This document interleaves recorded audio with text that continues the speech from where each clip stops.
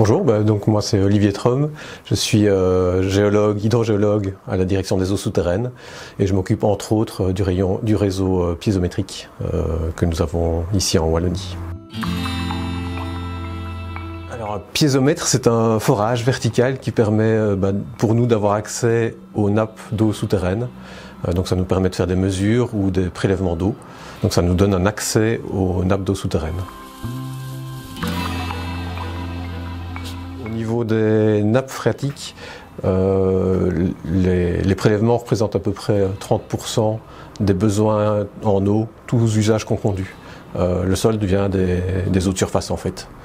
Donc, par contre, si on se focalise sur l'eau de distribution, 3/4 de notre eau potable provient effectivement des nappes phréatiques.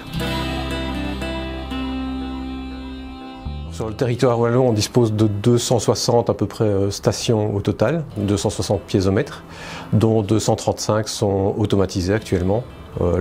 L'automatisation a débuté aux environs de 2010. Donc pour ces stations-là, on dispose d'environ 10 ans de mesures automatisées, ça veut dire 10 ans de mesures journalières. Il y a certaines autres stations qui ont été équipées bien avant ça, mais elles sont rares. Pour le solde, donc les 25 restantes, sont des stations qui sont mesurées manuellement.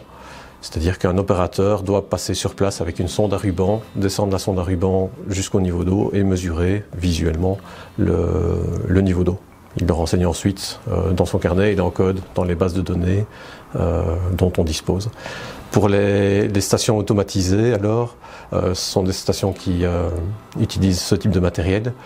Là, les données sont collectées par une sonde automatique et envoyées directement via le réseau GSM dans les bases de données du SPE. Alors il y a plusieurs types de nappes phréatiques. Certaines vont réagir très rapidement aux infiltrations d'eau, à la pluviométrie. D'autres vont mettre jusqu'à plusieurs mois avant d'évoluer. Donc ça dépend du contexte hydrogéologique, ça dépend de la roche encaissante et aussi des couches géologiques qui surmontent l'aquifère, donc qui se trouvent au-dessus, entre la surface et la nappe. Et donc là, habituellement, la plupart des nappes qu'on rencontre en Wallonie vont se recharger en fin d'automne et en hiver et se vidanger durant l'été. Donc le niveau va descendre en été. Alors la recharge de la nappe, elle se fait essentiellement en hiver pour plusieurs raisons, parce que c'est à ce moment-là qu'on a des précipitations régulières et fréquentes, pas nécessairement intenses, mais régulière et fréquente, et que la végétation est beaucoup moins développée et donc intercepte beaucoup moins l'eau qui percole, et donc ça permet à l'eau de percoler jusqu'à la nappe.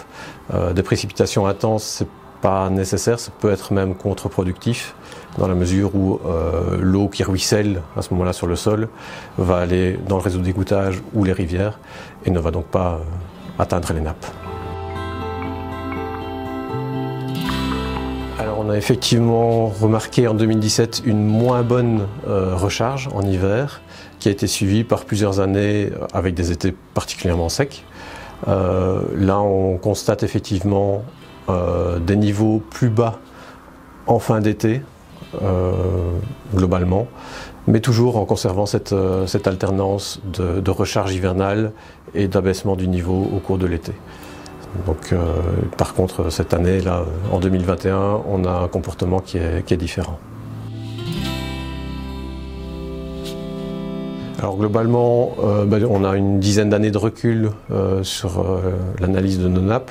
La plupart des masses d'eau sont en bon état quantitatif.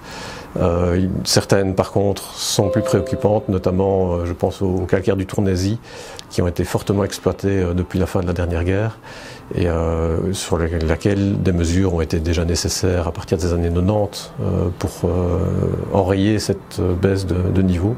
Donc là, les mesures sont prises, sont en cours. Pour les autres, on n'a actuellement pas trop d'inquiétude. Pour préserver les niveaux des nappes, il faut surtout veiller à ce que les prélèvements n'excèdent pas les réserves. Donc c'est un équilibre entre prélèvement et réserve qui doit être maintenu. Et pour ça, on continue, nous, à observer, à contrôler les niveaux des nappes. Oui, alors une fois que les données sont récupérées par la sonde, pour les sondes automatiques, elles sont envoyées directement sur nos serveurs ici au SPOE et disponibles quasiment le jour même sur le site Piezo. C'est un site qui est accessible à tous, sur lequel on peut avoir accès aux données journalières de la plupart des stations. Alors ces données sont accessibles effectivement à tous, il n'y a pas de login, il n'y a pas de mot de passe, c'est vraiment un site ouvert à tout le monde. Ces données sont essentiellement utilisées par nous-mêmes, d'abord pour juger de l'état des masses d'eau. Elles sont aussi utilisées par les producteurs d'eau, par exemple, pour évaluer l'état des masses d'eau ou des aquifères qu'ils sollicitent, qu'ils exploitent. Les universités peuvent aussi avoir accès à ce genre de données ou avoir un intérêt pour leurs recherches ou leurs travaux. Et puis n'importe quel particulier qui souhaite savoir quel est l'état du niveau d'eau dans les nappes qui l'entourent dans sa région peut simplement aller sur le site. C'est accessible facilement via une carte, on clique sur le point et on observe alors le graphique d'évolution du niveau d'eau sur une dizaine d'années facilement. On peut zoomer, il n'y a pas de souci. On peut aussi simplement télécharger via un petit formulaire les données en format tableau. Alors les inondations, je ne sais pas, mais les précipitations, on peut effectivement voir un lien entre précipitations et niveau des nappes. Comme je l'ai dit, les nappes qui réagissent annuellement, donc qui ont une remontée ou une recharge hivernale, montraient déjà au début de l'été, donc déjà fin juin, une remontée de niveau qui est liée aux précipitations qu'on a déjà connues au mois de juin. Et là-dessus est venue se surimposer alors une remontée parfois assez impressionnante des nappes liées aux précipitations qu'on a connues au mois de juillet. Mais c'est une situation qui est exceptionnelle. Habituellement en été, on ne constate pas ce genre de choses.